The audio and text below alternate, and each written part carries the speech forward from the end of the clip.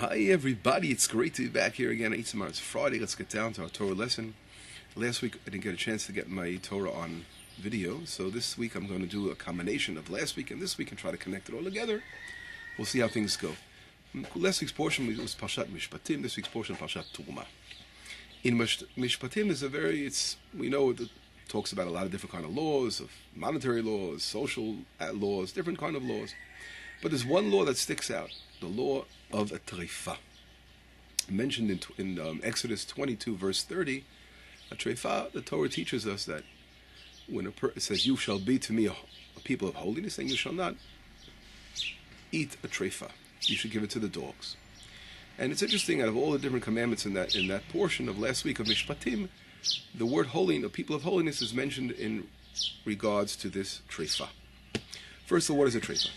A treifa is an animal that has an inner blemish, or was born with a blemish, or got a blemish, of course, in time.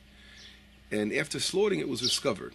For example, a lot of times, if people know anything about kosher slaughtering, there always has to be a check of the lung. It's called basar chalak in Hebrew, or glat kosher, smooth, and the lung has to be smooth. If the lung has a blemish or a hole, was punctured, it's considered a kind of treifa. And the animal is not considered kosher. It could, of course, be caused by other reasons, being attacked by another animal. The word treifa comes from the word Hebrew litrof, to attack, like a lion attacks an animal. And therefore, this is called a treifa. What do you do with the treifa? You give it to the dogs. You can't eat it, you have to give it to the dogs. But again, I mentioned before, the only dietary law mentioned this in last week's portion of Mishpatim, but it says, you shall be a people of holiness to me. The word holiness comes up when it comes to eating. Very interesting. Okay. If we skip quickly over to Re'eh, in Deuteronomy, the portion of Re'eh, chapter, there I think it's chapter 14, verse number around 20, I think, 21. If you check out Deuteronomy, it talks about a nevela. A nevela is another type of similar kind of law, where we're talking about animals of kosher types, but if it's slaughtered improperly, or animals just died by natural causes, it wasn't slaughtered at all, it's called a nevela, and it can't be eaten. But there, the Torah gives a different suggestion of what to do with it. It says, give it to a sojourner in your land, which means someone who's a ger toshav, someone who's non-Jewish, but lives amongst you, or sell it to a Gentile. And there, the expression is used because you are a holy people. So if you compare both sides, we have a couple of questions we have to ask ourselves. These two verses are so similar. But there in Parashat Re'eh, in chapter 14, it talks about a lot of, kosher laws, all kinds of... So there it's in the right place, All kinds of kosher laws that are brought down. It should, and then that's one of the kosher laws that are brought down. But again, the expression of holiness comes up over there regards to eating again. Proper eating habits come. The expression holiness comes up again. So if we quickly make a comparison between two sides, in Parashat Mishpatim and Parashat Re'eh, we see something very unusual. That if you look in the Hebrew word for holiness, or for holy, in Parashat Mishpatim it says, Ki anshe kodesh tiyuni. It uses the word kodesh. Kodesh in Hebrew is a noun. It means holiness. And if you look in Parashat Re'eh, in chapter 14, in Deuteronomy, it says, Ki am kadosh atem Hashem Elokecha, because you are a holy nation to the Lord your God. Holy is an adjective. So the question is, most people will translate it, and if you look at most translations, you'll see that they don't even make a distinction. A holy people, people of holiness, it's the same thing. They translate it all as a holy people. But I found a beautiful, I call it a pearl, when I was reading something called the Ketav Kabbalah, one of the commentaries. He brings down a beautiful Zohar Kadosh, the famous Zohar, who actually asks this question. The Zohar makes a distinction between the two types of usage of the root word holy. Why he says in Parashat Mishpatim does it say, you will be a people of holiness, and there it says you will be holy people. And the Zohar says something very, very interesting and amazing, which I'd like to try to, again, he says it in very short, brief, I'm trying to expand. I want to expand on his words and then connect it to the Parashat Trumah of building the Beit HaMikdash, the temple. And the Zohar says like this, he says, there are 4 levels of holiness, of the Jewish people, that they grow slowly. It's like God slowly reveals his love for the people of Israel by each stage, by going up in a stage at a time. It's like, I compare it to a flower that, when it buds, it begins to grow, and then slowly the flower develops until it reaches maturity. Then you really get the feel of the beautiful flower, and you see how beautiful this thing was, and how it was hidden. The beauty was hidden within that bud. So with that comparison, there's always says like this. He says there are four. He brings down different sources in the written law in the Torah that show this. There are four levels of holiness for Israel. The four levels of holiness that develop. It's like a process of evolution that comes and evolves, develops. Well, evolution is not the good word, because that means randomness. We're talking about development, a plan that comes and develops. Now, what is this plan all about? It begins with the verse in Parashat Yitro, which talks about the giving of the Torah, and it says, "Vatem tiyu li mamlechet kohanim v'goy kadosh." You will be to me a kingdom of priests and a holy nation. So the Zohar says a kingdom of priests is the first level. What does it mean to be a kingdom of priests? A kingdom of priests means that you ought to be my servants. By being my servants, what does a priest do? They serve in the temple. They serve, here this week's portion is connected. They serve in the temple. And here the whole nation of Israel has this function of serving God, and also serving the world by being a light to the nations. It's doing a great service to the world, humanity, by bringing a light to the nations. And that's the first level of holiness that's revealed in the people of Israel. Then it goes up to another level. What's the next level? The next level says, Mamlechet Kohanim v'goy kadosh. A goy kadosh means a holy nation. There it means holy nation. And a holy nation refers to the fact that the nation of Israel will be around forever.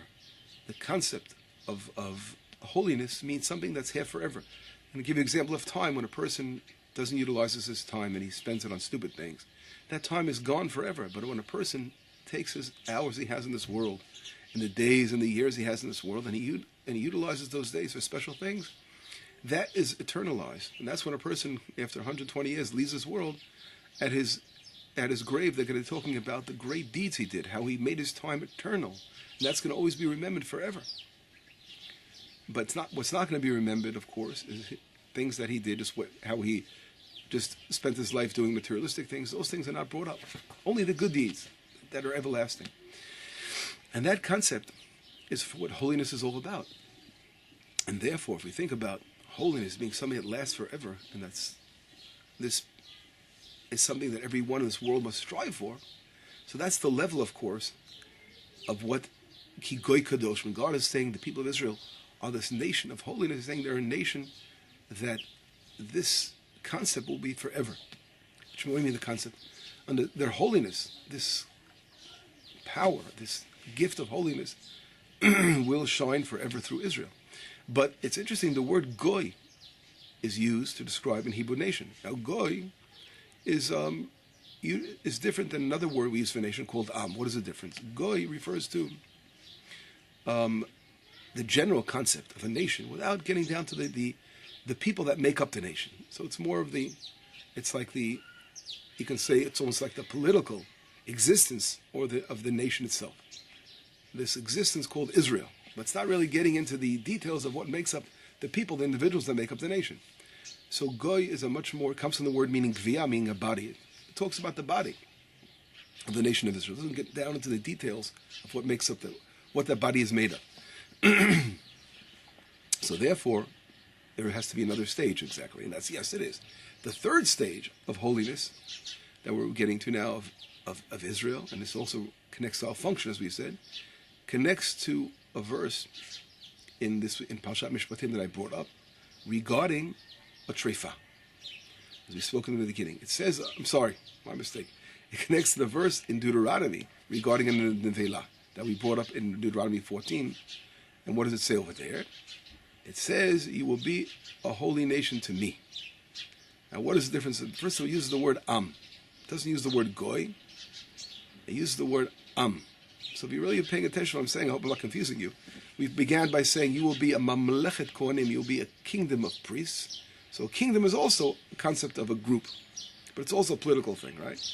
And then it says goy. A goy refers to like a body of the nation, again, on an external way, or the concept of the nation, which we said will be eternal, because Israel is forever, as God's emissaries of bringing his light to the world.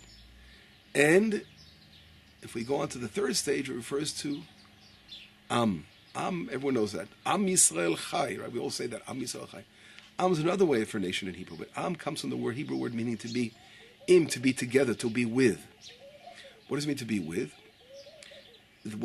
When you get together, people get together, they join forces, they create the nation. So the nation is really created from individuals. You can look at it that way. It's like people getting together and they form the nation. Of course, in a deep concept, Rav Kook talks about it, that the nation is so powerful in itself that it has a special neshama as a whole nation. So it's not only the sum of the parts, but it's the power of nation of Israel altogether. But then it's another topic. Getting to Am means to get together. Ki Am Kadosh Hashem Lokech, because you're a holy people to Hashem, which says in Deuteronomy. Here we're on the third stage. Why the third stage? The third stage refers to a concept of each, looking at the individuals. Not only this holiness is something that's a potential of a nation that has this power, that has this body of a nation. Israel is a holy nation. But here we're getting to a more of a detail that every person has a potential to manifest within himself that holiness. It's not only holiness that will remain as the body of Israel, but also every person of Israel will he himself bear that special holiness, and that's called Ki Am Kadosh L'Shem Lokech, because you are holy people to God. This concept, even more so, uses a different expression. It uses li, to me. Ki Am Kadosh Ata. It uses the word Ata. It means that you are a holy nation, L'Shem Lokech, to the Lord your God, meaning that it uses God as the third person. Okay, so it's more of the reason I said li, because I'm going to get to that in a moment in the fourth level. So there we see that's the third level of the holiness coming down to every person of Israel has a power of reaching this level of holiness. The fourth level the Zohar talks about is mentioned in Parashat Mishpatim, which I opened up with, the laws of a Trumah. And there it says, you will be a holy people. You'll be a people of holiness to me. And there it says to the word to me. Now, what do we see the difference? Here it's very interesting. The word used for nation there is anshe. It's the fourth different kind of term used for nation in these verses that the Zohar is bringing down. And here it's very interesting. Usually the word anashim or anshe in Hebrew means people, individuals. It talks about small groups of individuals. So here it's defining small groups of individuals as a nation of Israel. And it's saying not only that you will be a holy people, it's saying something different. You will be to me a people of holiness. What does it mean, a people of holiness? It's using the noun, as I mentioned before, that the word holiness is a noun, and whereas in Deuteronomy it uses the word holy as an adjective. So what does it mean, people of holiness? Why does it use a noun over here regarding the law of a Trumah? And the answer is that when the people of Israel, they have this potential not only to each one to be holy, but to become so holy that they themselves are the epitome of holiness, meaning that they completely bond and unite with the concept of holiness. And there is nothing that divides them of this holiness. That's a much higher level. It's the highest level mentioned by the Zohar Kadosh. And so in reality, if we quickly summarize, there are four levels. Number one, the basic level of being a kingdom of priests, and then a holy nation, which we said before, a holy nation on the general scale, Goy Kadosh. Third level, referring to the level of being, each individual being holy, not only as a concept of a nation, but each individual having the power of being holy. And then finally, the fourth level, a nation of holiness, that the entire nation of Israel, each individual reaches this level that he is completely united with the concept of holiness. Those are the four different levels that the Zohar Kadosh mentions. In this fourth level, it also uses the expression li, meaning me. Why me?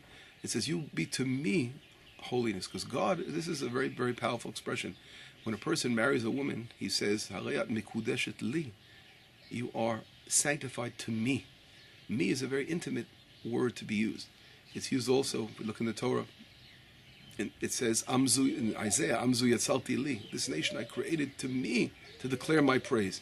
It's very personal. It's like almost the bonding. It's like the glue that bonds. It brings the two together. So by God saying to us, you will be you'll be a nation of holiness to me. It's like the highest level. It's the epitome of holiness. And God is saying, announcing this, that his love for Israel by saying, you'll be holy to me. Very interesting concept. Whatever it is, these four different types of levels are very interesting, and it just shows a lot of times you're not aware of what the people of Israel are all about. Jews themselves do not know what nation they're a part of and what their function in this world is all about. And this Zohar Kadosh is trying to show what intrinsic power Israel has of holiness in order to of course do its function in this world as a light to the nations and do what it has to do.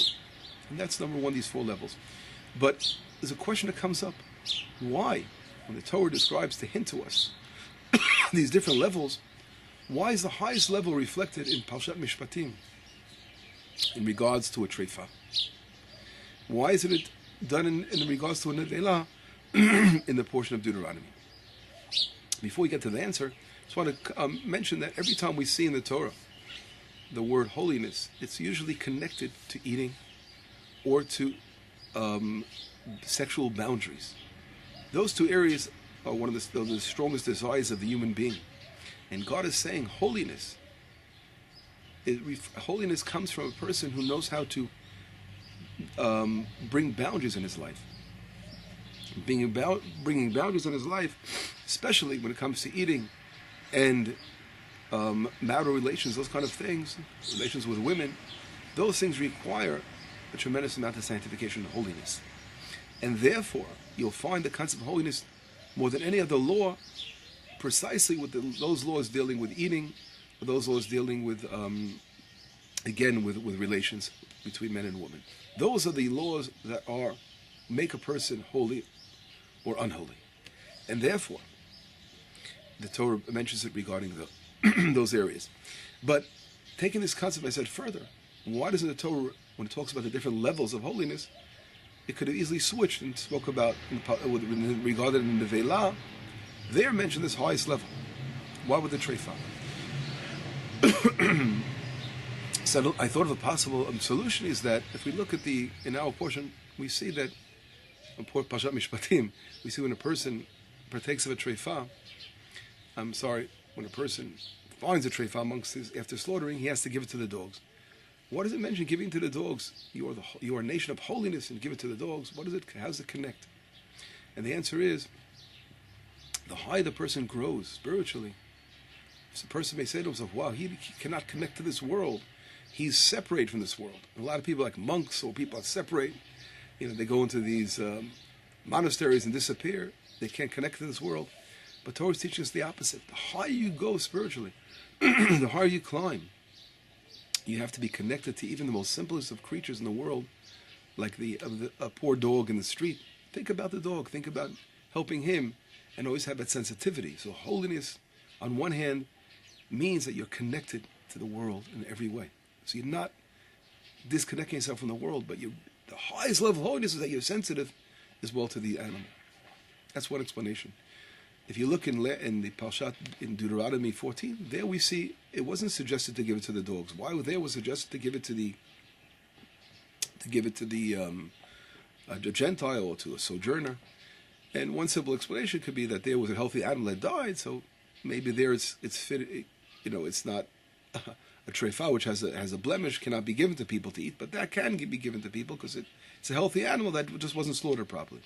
But that's not true, because a treifa itself, an animal has a blemish who dies and wasn't slaughtered, becomes a nevelah itself. So it's not 100% accurate, although Torah might have spoken about most cases.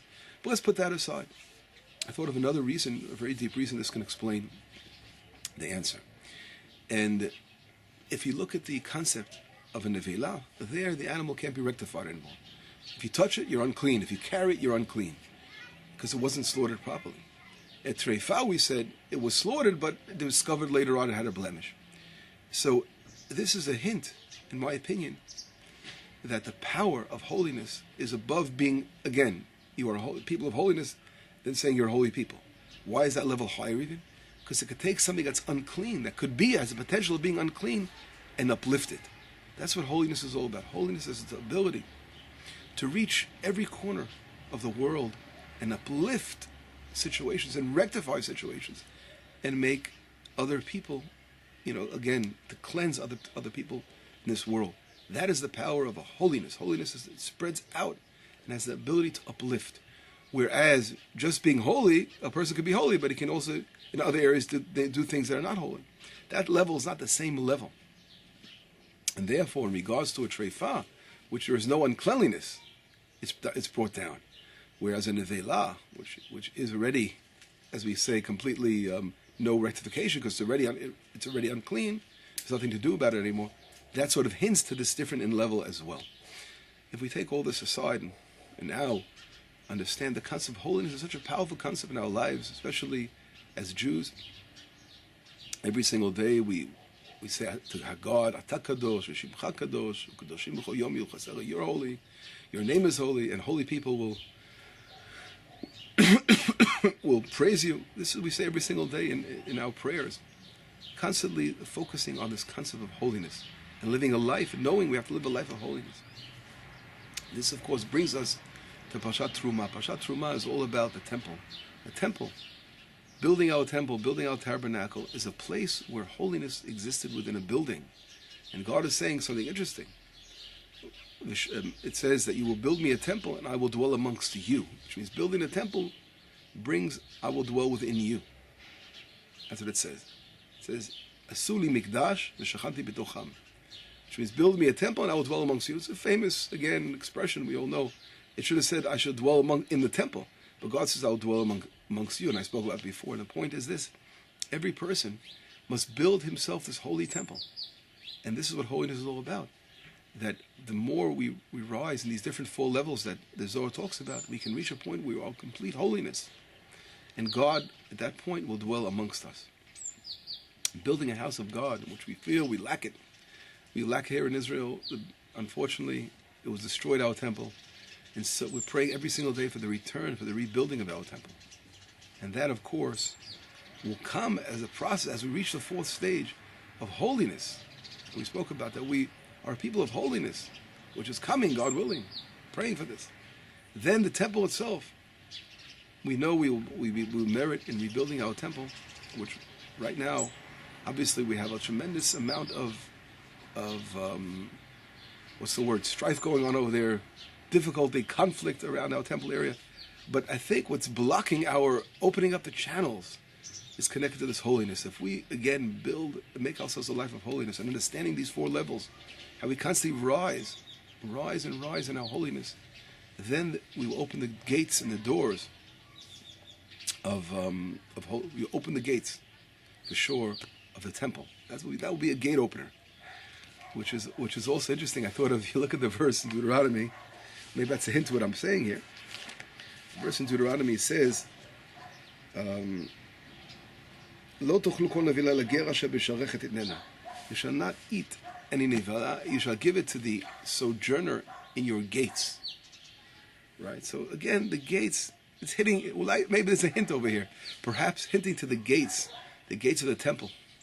Sharech also refers to where the Sanhedrin, the great court, always sat in the gates. So it's talking about if you have that sensitivity of reaching out to others and helping other people. That's the 3rd level of holiness, because then I saw the 4th level is going even down to the simple animals helping them. If you have developed a sensitivity of reaching out to others, then you will open those gates. Those gates will be opened up for Vasuli Mikdash. You will make me a temple, v'shachanti b'tocham, and I will dwell amongst every one of you. Shabbat Shalom, Besorot Tovot, Yeshuot v'Nechamot.